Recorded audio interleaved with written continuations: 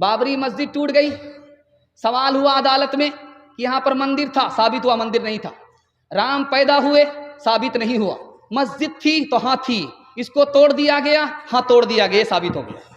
अक्षय ब्रह्मचारी कहते हैं हिंदुओं से, हिंदू भाई मुझे ये बताओ इंसाफ से, तुमने कहा कि वो राम मंदिर है, राम किस हस्ती का नाम है?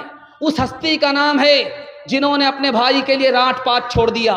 अगर तुम राम मंदिर का ऐलान करते हो तो क्या अपने छोटे भाई मुसलमान के लिए उसकी मस्जिद नहीं छोड़ सकते? राम के नाम पर सियासत करने वाले, राम का मजाक उड़ाने वाले।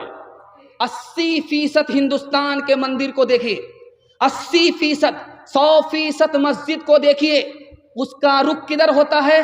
पश्चिम की तरफ होता है। मंदिर बना है, उसका रुख पश्चिम की तरफ है। मुसलमान की मस्जिद बनती है, क्यों? किबले रुख में बन रही है, इसलिए पश्चिम है। और गैर मुस्लिमों का 80% मंदिर किबले की तरफ है। देखिए हिंदू मुसलमान से कितना करीब, मुसलमान हिंदू से कितना करीब, कि मस्जिद का नक्शा है मंदिर के नक्शे से, और मंदिर बन रहा है मस्जिद के नक्शे से। मस्जिद को भी मोहब्बत की निगाह से देखा जाता था गैर मुस्लिमों की नज़रों से, और मंदिर को भी मोहब्बत की निगाह से देखा जाता था मुसलमान की नज़रों से। 2-3 मिसाल दे रहा हूं, सुनने के लिए मुकम्मल तैयार हैं? दोनों हाथ उठा दीजिए इंशाल्लाह। बिल्कुल जलसा आपका खत्म हो रहा, ध्यान से सुनिएगा। मुरारजी भाई देसाई इस हिंदुस्तान के वजीर आजम थे, सोमनाथ का मंदिर चलाते थे। तो देखा कि सोमनाथ यहाँ है, मस्जिद वहाँ, सोमनाथ का मंदिर यहाँ है, मस्जिद वहाँ। मंदिर तो आबाद है, मस्जिद वीरान। मुसलमानों से खिताब किया, ओ मुसलमानों, ये सेकुलर मुल्क है, यहाँ मंदिर होगा तो मस्जिद भी होगी, मुसलमान होगा तो हिंदू भी होगा। मैं हाथ जोड़ करके आप लोगों से कहता हूँ, एक मौज़िन दे दो, एक इमाम दे दो। मैं नहीं चाहता कि मंदिर तो आबाद हो और अल्लाह का घर वीरान हो जाए। मुसलमानों में मंदिर को भी मोहब्बत से की निगाह से देखा जाता था। इस हिंदुस्तान में मस्जिद को भी मोहब्बत की निगाह से देखा जाता था। उसकी जिंदा मिसाल आपके सामने रखने के लिए जा रहा हूँ। अजमेर आप गए होंगे, अजमेर की जामे मस्जिद को देखिए, उसमें जैन मंदिर का नक्शा है। और आप जाइए हरिद्वार, देहरादून जाइए, देहरादून में एक मंदिर है, वो मंदिर कब का बना हुआ अभी भी मौजूद है, 1439 ईस्वी का बना हुआ मंदिर है। उसमें अजमेर की जामे मस्जिद का नक्शा है। मुसलमान बनाता था मस्जिद मंदिर के नक्शे से, और गैर मुस्लिम बनाते थे मंदिर मुसलमान की मस्जिद के नक्शे से। इससे भी बड़े हैरत की बात आपको दिखाने के लिए जा रहा हूं। हिंदुस्तान में भाईचारे की मिसाल दिखाने के लिए जा रहा हूं। आप जो कब्र बनाते हैं तो मुर्दे का सर किधर होता है? उत्तर की तरफ होता है, और पैर उसका किधर होता है? दक्षिण की तरफ होता है। जब आप कप्तान पुल में जाएंगे देखने के लिए मरघट्टी में, तो लाश को जो रखा जाता है, गैर मुस्लिमों की लाश को जलाने के लिए जो रखा जाता है, उसका सर भी उत्तर की तरफ होता है, पैर दक्षिण की तरफ होता है। मोहम्मद बिन कासिम ने हिंदुस्तान को फतह किया, सिंध को फतह किया। सरकारी खजाने में 3% रुपया रखा, मस्जिद के लिए नहीं, मंदिर के लिए। किससे नया मंदिर बनाओ? मुसलमान बादशाह मंदिर के लिए 100 में 3 रुपए दे रहा है, सरकारी खजाने से दे रहा है।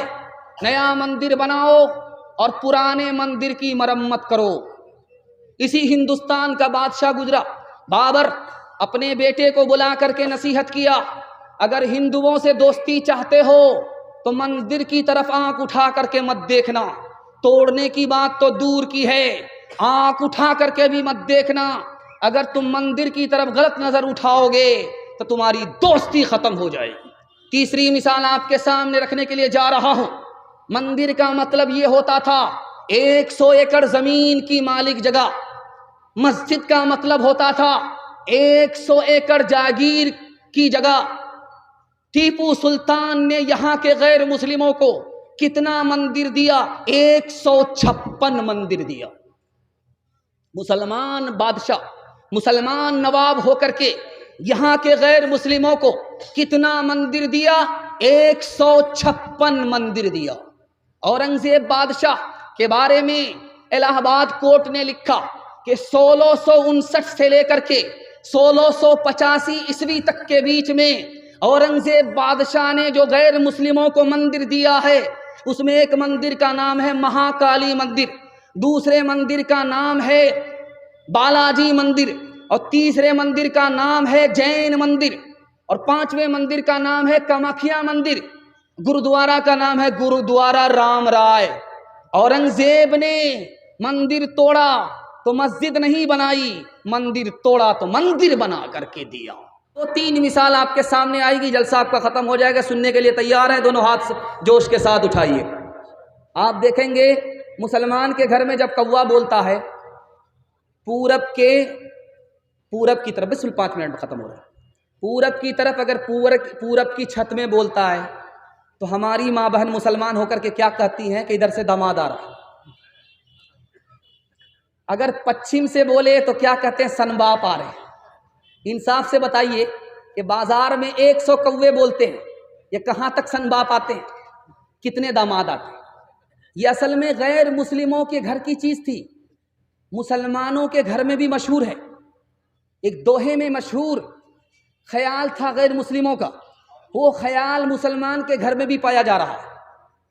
मुसलमानों के घर से जाने का नाम ही नहीं ले रहा। इस्लाम पुराना हो गया लेकिन ये ख्याल नया है, दिखाने के लिए जा रहा हूं। कागा आए मुंडेर पर भेजे कौन संदेश, कागा आए मुंडेर पर भेजे कौन संदेश, भैया के संग इस बरस, भैया के संग इस बरस भाभी गई विदेश, भाभी गई विदेश। दूसरी बात, हमारा मोटरसाइकिल जवान बहुत रफ्तार के साथ चला रहा था, कुत्ता ने रास्ता पास किया, कोई मसला नहीं।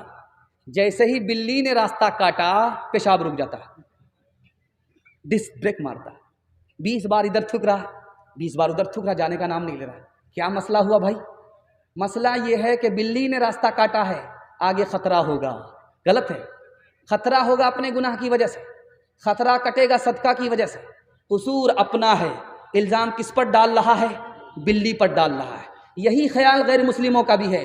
घर की जली बन में गई, बन में लागी आग, घर की जली बन में गई, बन में लागी आग, बन बेचारा क्या करे, बन बेचारा क्या करे, जो है हमारे भाग, जो है हमारे भाग। एक बात देखिएगा, बहुत मशहूर है, रात में अगर कुत्ता बोले और रोए तो लोग कहते हैं कि किसी चौधरी का विकेट गिरेगा।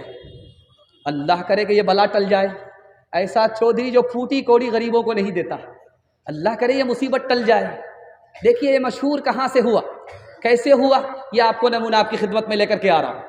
ये जो मशहूर है कि कुत्ता रोता है किसी का विकेट गिरता है, गलत है। कुत्ता बला को देख लेता है अपनी आँख से, रो करके इंसान को खबरदार करता है, वो बला उतरेगी तो घुन के साथ, गेहूं के साथ घुन मैं भी पीसा जाऊंगा, इसलिए खबरदार करता है। बाकी ये बात गलत है। बादशाह कुर्सी पर बैठ करके बयान कर रहा था और एक सवाल पूछा कि मेरे सवाल का जवाब दो, मेरी हथेली में बाल क्यों नहीं है? तो वजीर खड़ा हुआ, कहा हुजूर 1 मिनट में जवाब देता। आपकी हथेली में इसलिए बाल नहीं कि आपका देते देते घिस गया है। कहा बेवकूफ़ मत बनाओ, मैं उल्लू का पट्टा नहीं हूँ। तुम्हारी हथेली में बाल क्यों नहीं? कहा हुजूर आपका देते देते घिस गया, मेरा लेते लेते घिस गया है। कहा मैं इतना भी उल्लू नहीं हूँ, इतना सारा जलसा सुनने वाला मजमा, इनकी हथेली में भी बाल नहीं। कहा हुजूर आप हमको ही देते हैं और लेता मैं ही हूँ, आपका देते देते घिस गया, मेरा लेते लेते घिस गया, इन लोगों का मारे अफसोस के हाथ मलते मलते घिस गया। 8 गांव के चौधरी 12 गांव के राव, 8 गांव के चौधरी 12 गांव के राव, अपने काम ना आओ तो, अपने काम ना आओ तो ऐसी तैसी में जाओ, ऐसी तैसी में जाओ। एक दोहे पर पैगाम आपका ख़त्म हो रहा। आप भी सोचेंगे ये ख़त्म करते करते हम लोगों का जनाजा ही उठा दें। बस आखिरी अमीर खुसरू की पहली है, अमीर खुसरू का दोहा है, उस पर ख़त्म कर रहा हूँ। ये मुझे पेश करने का मकसद ये था कि मुसलमान जिस तरह उर्दू को पसंद करते हैं उसी तरह हिंदी को भी पसंद करते हैं। इसकी वजह यह है कि अमीर खुसरू मुसलमान होकर के हिंदी शायर है। दुआ कीजिए अल्लाह उनकी कब्र को नूर से भर दे। जा रहे थे, 4 लड़की कुआं से पानी निकाल ली। अमीर खुसरू को प्यास लगी तो कहने लगे कि बेटी पानी पिला दो। तो लड़कियों ने कहा आपको फ्री में पानी नहीं पिलाएंगे, आप शायर आदमी है, शेर पढ़िए। तो अमीर खुसरू ने कहा कि फरमाइश बताओ। तो एक लड़की ने कहा मुझे खीर खाना पसंद है, खीर पर मिश्रा कर दीजिए। दूसरी लड़की ने कहा कि मेरी माँ चरखा चलाती है, कपड़ा बुनती है, चरखा पर मिश्रा कर दीजिए। तीसरी लड़की ने कहा कि मेरे घर में कुत्ता है, रात भर जागता है, घर की हिफाजत करता, कुत्ते पर मिश्रा कर दीजिए। चौथी लड़की ने कहा कि मेरा बाप मुहर्रम में ऐसा ढोल बजा जाता है कि वो ढोल ही पचक जाता है, ढोल पर मिश्रा कर दीजिए। चारों लड़की की फरमाइश को अमीर खुसरू ने 2 मिसरे में पेश किया। खीर पकाई जतन से चरखा दिया जलाए, खीर पकाई जतन से चरखा दिया जलाए, आया कुत्ता खा गया, आया कुत्ता खा गया, बैठ के ढोल बजा, ला पानी पिला। इंसान की औलाद है इंसान बनेगा, मालिक ने हर इंसान को इंसान बनाया, हमने उसे हैवान और शैतान बनाया।